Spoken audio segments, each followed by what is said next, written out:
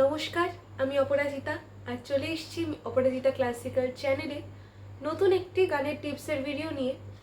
তো প্রচুর জনে আমাকে কমেন্ট করেছিলে এবং হোয়াটসঅ্যাপে জানতে চেয়েছিলে যে অনেকে আছো যাদের গলা চড়ার দিকে উঠছে না, চড়ার দিকে গাইতে গেলে অসুবিধা হচ্ছে।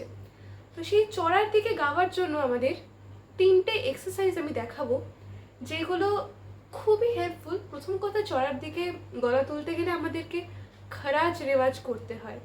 খরাজ রেওয়াজ ইন দ্য সেন্স নিচের দিকে নিম্ন সপ্তকের রেওয়াজ। এছাড়াও 3টে ভোকাল এক্সারসাইজ আমাদের ভোকাল মাসলগুলোকে অ্যাক্টিভ করার জন্য 3টে এক্সারসাইজ আমি তোমাদের আজকে দেখাবো।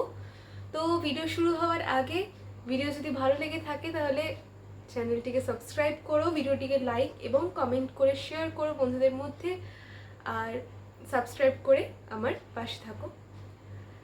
এরকম ভিডিও আমি পরপর আনতে থাকবো তোমাদের যে গানের স্বরলিপি নিয়ে দরকার এবং কোনো গানের কিবোর্ড টিউটোরিয়াল চাইলেও তোমরা এই ভিডিওর কমেন্ট বক্সে জানাতে পারো। আমি সেই ভিডিও নিয়ে তাড়াতাড়ি চলে আসবো। তো এক্সারসাইজের কথায় আসি। প্রথম এক্সারসাইজটি হলো লিপ রোল। লিপ রোল মানে আমরা কীভাবে গাইবো একটুখানি দেখি।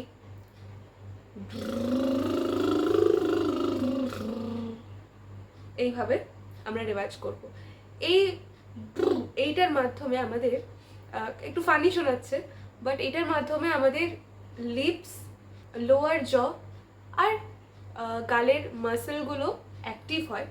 তাতে কি হয়, আমরা যখন ভোরবেলা ঘুম থেকে উঠি তখন আমাদের জ খুব টাইট থাকে, মাসেলগুলো টাইট থাকে। তার জন্য আমাদের গান গাওয়ার আগে, যে কোনো সময়, আমরা যে শুধুমাত্র ভোরের সময় না, শোতে ওঠার আগে, শোতে যাওয়ার আগে, আমরা যে কোনো সময় গান শুরু করার আগে আমরা এই রেওয়াজটা বা এই এক্সারসাইজটা যদি করে নিই, দেন আমাদের এই মাসেলগুলো, ফেশিয়াল যে আমাদের মাসেলগুলো গানের জন্য লাগে এবং গলার, সেই মাসেলগুলো অ্যাক্টিভ হবে। আর তাতে আমাদের কি হবে, চড়ার দিকে গাইতে অনেকটা সুবিধা হবে, যেহেতু মাসেলগুলো অ্যাক্টিভেট হয়। তো রেওয়াজটা কীভাবে, মানে এক্সারসাইজটা কীভাবে করবো আমরা দেখে নিই। প্রথমে লোয়ার অক্টেভ থেকে আমরা স্টার্ট করব। তো এর ধরি সা, সা, দেন সা রে গা মা পা মা গা রে সা, এই প্যাটার্নে আমরা করবো এক্সারসাইজ। তাহলে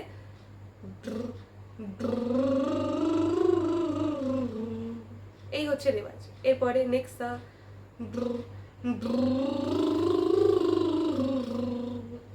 নেক্সট সা,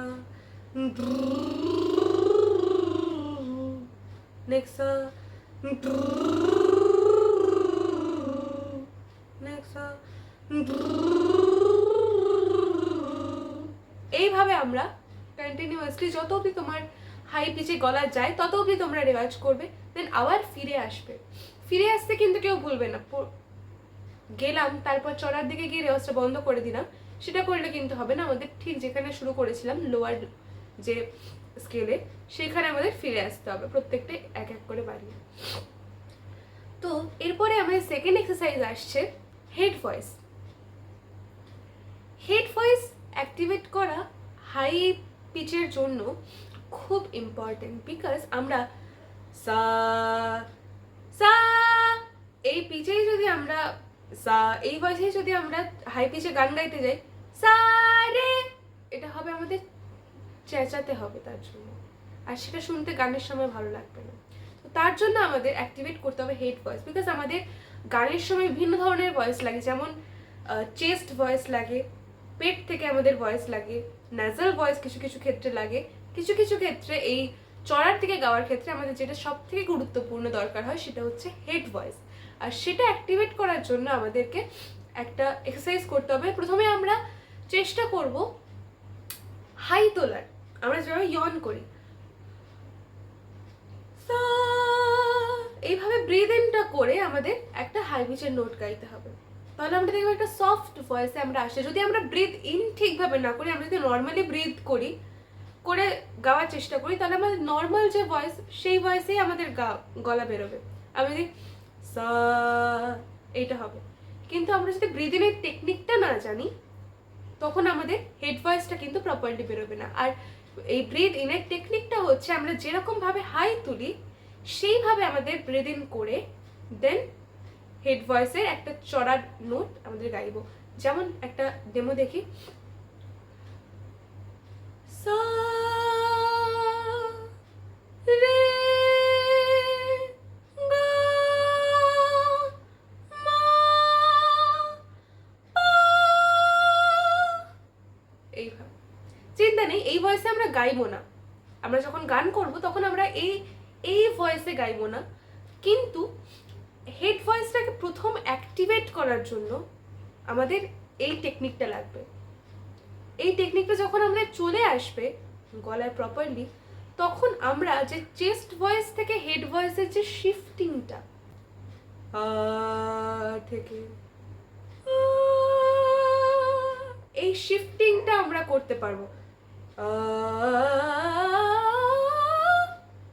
এই শিফটিংটা, তো এটার জন্য আমাদের হেড ভয়েসটা অ্যাক্টিভেট করা ফার্স্ট দরকার। আর এই অ্যাক্টিভেটের জন্য হচ্ছে এই এক্সারসাইজটা। এটা আমরা কি করে করব? সেম প্যাটার্ন, সা রে গা মা পা মা গা রে সা, এই টেকনিকে ব্রিথ ইন করে আমরা করব।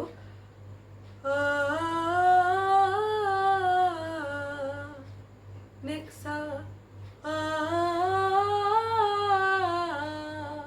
নেক্সট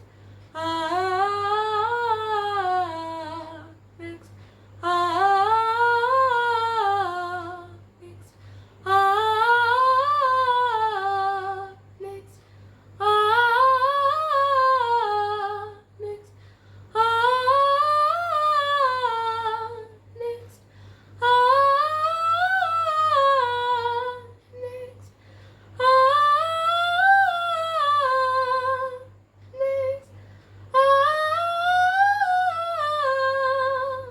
যত অবধি যার গলা যাবে, কারণ এত অবধি নাও যেতে পারে, কারণ এর থেকে বেশি যেতে পারে।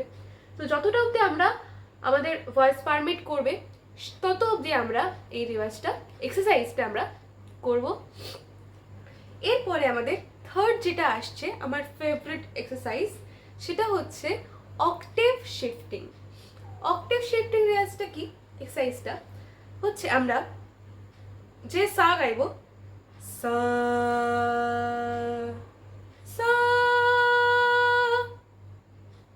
কিছু বোঝা গেল? আমরা গাইব নর্মাল সা, দেন চড়ার সা, আপার অক্টেভের সা, সা সা। বাট এতে যেটা আমাদের ট্রিক থাকবে, যেটা আমাদের ফলো করতে হবে, যে আমাদের ফেশিয়াল কোনো এক্সপ্রেশনের 1%ও চেঞ্জ হবে না। কেমন? আমরা যদি নর্মালি গাইতে যাই, বেশিরভাগ জনকে দেখেছি এভাবেই গাই, সা সা, পুরো পশ্চার চেঞ্জ হয়ে যায়, গলা আপার দিকে উঠে যায়, জটা আমাদের স্টিফ হয়ে যায়, সেই জন্য আমাদের সা এরকম একটা স্টিফ আওয়াজ বেরোয়। তো এই আওয়াজটাকে সফট করে হেড ভয়েসটা বের করার জন্য আমাদেরকে ফেশিয়াল এক্সপ্রেশনে কোনো চেঞ্জ করা যাবে না, 1%ও, মানে কোনো মুভমেন্ট হবে না। লাইক সা সা, কোনো মুভমেন্ট নয়, কোনো এক্সপ্রেশনের চেঞ্জ নয়। ঠিক আছে, এটা আমাদের খেয়াল রাখতে হবে। এরপর এর সাথে আমরা সবকটা নোট প্র্যাকটিস করতে পারি, লাইক সা সা রে রে গা গা মা মা পা পা ধা ধা। এইভাবে ফেশিয়াল এক্সপ্রেশনের কোনো চেঞ্জ হবে না। তো এই তিনটে এক্সারসাইজ আমরা প্রপারলি প্র্যাকটিস করব, তাহলে দেখব যে আমাদের হেড ভয়েস অ্যাক্টিভেট হচ্ছে। আর হেড ভয়েস অ্যাক্টিভেট হলেই আমরা চেস্ট ভয়েস থেকে হেড ভয়েস যে শিফটিং,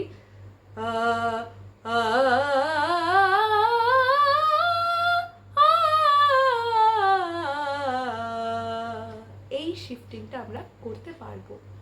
তাতে আমাদের কি হবে, গান গাওয়ার সময় তখন আমাদের যে শিফটিংটা দরকার পড়বে সেটা খুব ন্যাচারাল লাগবে। তো এই ছিল আজকের ভিডিও। আশা করছি তোমরা প্র্যাকটিস করতে পারলে প্রচণ্ড হেল্পফুল হবে ভিডিওটা। তো সকলে ভিডিওটা ভালো লাগলে লাইক করো, কমেন্ট করো, শেয়ার করো বন্ধুদের মধ্যে, আর সাবস্ক্রাইব করে আমাদের পাশে থেকো। নমস্কার।